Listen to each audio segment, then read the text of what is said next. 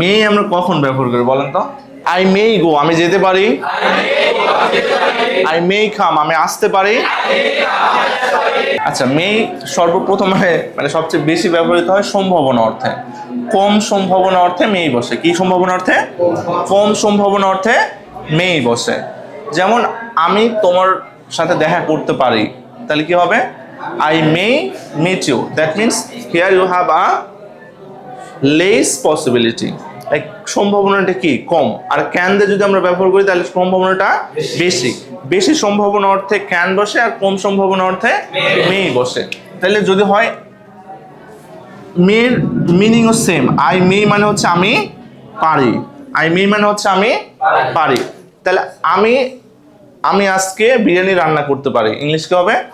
I may cook biryani. So the meaning is same. Can or মের meaning same, but difference হচ্ছে ওইটা হচ্ছে বেশি পসিবিলিটি, আর এটা হচ্ছে লেস পসিবিলিটি, মানে কম সম্ভাবনা। একটা হচ্ছে বেশি সম্ভাবনা, আর একটা হচ্ছে কম সম্ভাবনা। তাহলে মে মানে হচ্ছে পারি, ক্যান মানেও পারি, মানে দুইটা মানেই পারি। বাট দুইটার মধ্যে পার্থক্য কি? একটা হচ্ছে বেশি সম্ভাবনা, আর একটা হচ্ছে কম সম্ভাবনা। যেমন আজকে সারাদিনে অনেকগুলো কাজ আছে, যে কাজগুলো আপনার কাছে কম সম্ভাবনা। যেমন অনেকে আছে যে আমি বাজারে যেতে পারি, তাহলে কি হবে? I May go to market. আমি তোমার সাথে দেখা করতে পারি। আমি আজকে 10টি ভিডিও তৈরি করতে পারি। I May 10 videos, right? আমি বইটি পড়তে পারি। আচ্ছা, আমি একটি গান গাইতে পারি। I May Singh a song, right? এবার যদি আমি না হয় যদি বলা হয় তুমি পারো, তাহলে কি হবে? You may. তাহলে ইউ এর সাথে, তাহলে বলেন তো আজকে আমার কি কি করার সম্ভাবনা আছে? কম সম্ভাবনা যে স্যার আপনি আজকে এটা করতে পারেন। ইউ, তাহলে কি হবে? ইউ মে।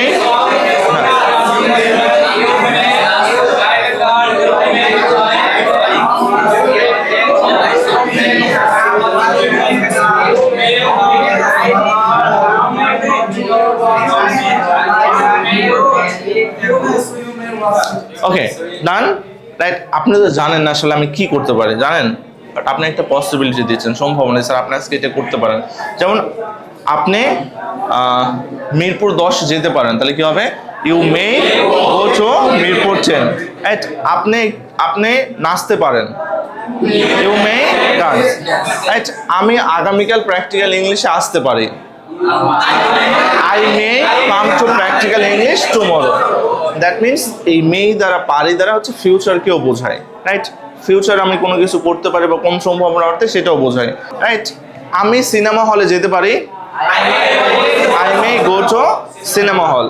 আচ্ছা, এটা যদি আমি না হয়ে যদি বলা হয় যে সুইটি পারে, তাহলে কি হবে? সুইটি মে। তাহলে সুইটির কালকে কোন কোন কাজ করার সম্ভাবনা আছে বলেন তো?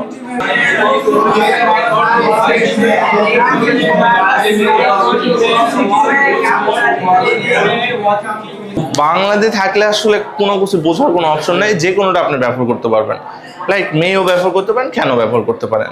বাট বলার ক্ষেত্রে just for speaking when you are talking that আমার এই কাজটা করার সম্ভাবনা কম, সো এখানে তো আমি আসলে বলতে পারবো না কম না বেশি, তখন আমরা অটোমেটিকলি মে অথবা ক্যান ব্যবহার করবো।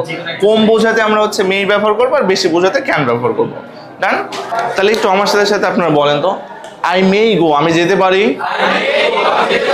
আই মে কাম, আমি আসতে পারি। আই মে বাই, আমি কিনতে পারি। আই মে সেল, আমি বিক্রি করতে পারি।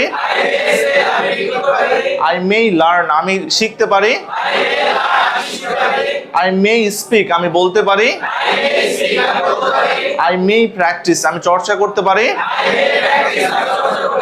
আই মে রিড, আমি পড়তে পারি। আই মে ড্রাইভ, আমি চালাতে পারি। আই মে রাইট, আমি লিখতে পারি। আই মে মেক, আমি তৈরি করতে পারি। আই মে আর্ন, আমি উপার্জন করতে পারি। আমি আগামীকাল টাকা উপার্জন করতে পারি। এর ইংলিশ কি? আমি গাড়িটি চালাতে পারি। আমি বইটি পড়তে পারি। আমি ভাত রান্না করতে পারি। আমি আগামীকাল তোমার সাথে দেখা করতে পারি। আমি আগামীকাল সকাল 6টায় উঠতে পারি।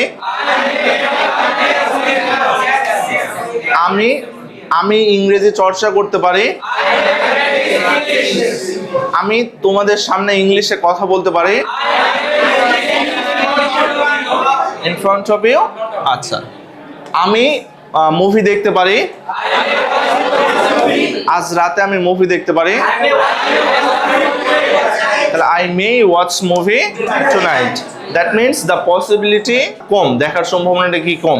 যে কাজগুলো আমি করতে পারি বললাম, সেই কাজগুলো করার সম্ভাবনাটা কম। তাহলে মে ব্যবহার হয় কখন?